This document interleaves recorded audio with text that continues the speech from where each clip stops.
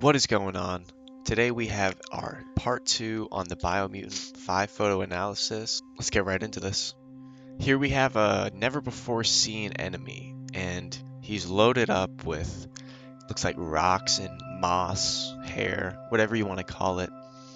And they're inside of this deep cave. You can almost tell they're in a cave based off everything around them. The faces on these creatures is nothing like we've seen in any of the other creatures, or nothing like I've seen based off looking at what Biomutant has shown us so far. And it seems like they are creatures of rock. On our Biomutant, I would guess that he's one hand wielding a flamethrower. He's got radioactive armor plates on his shoulders.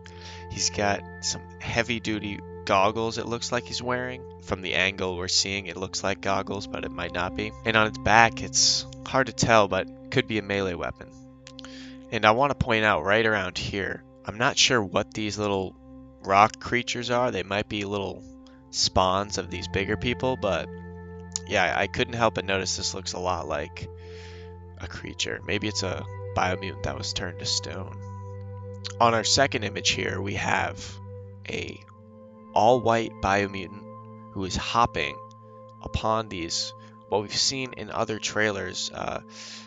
Some abilities allow you to throw down these mushrooms on the spot. It seems like these mushrooms were already there and they're not going to go anywhere. They're for climbing up a massive mountain as we see now. Below this creature is, you can actually tell that there's just a random wildlife walking along on his way, and it's just those really cool things that I want to see in this game.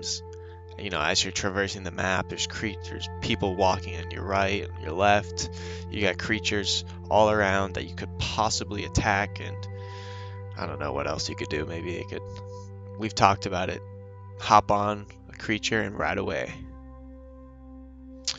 In our third picture, it's a Biomutant, and he's clearly flying out of the sky ready to strike down this opponent. Seems like a giant four-legged dinosaur breathing fire. It's definitely a cool looking beast, that's for sure. And our Biomutant, he's got a scarf and he's got electricity soaring through his attack, whether that's an electrified weapon or that's a electrified ability. It's hard to tell, but it's definitely something worth noting. And we've seen some electrifiable attacks in game, and I really would like to see how the electricity plays a role in Biomutant.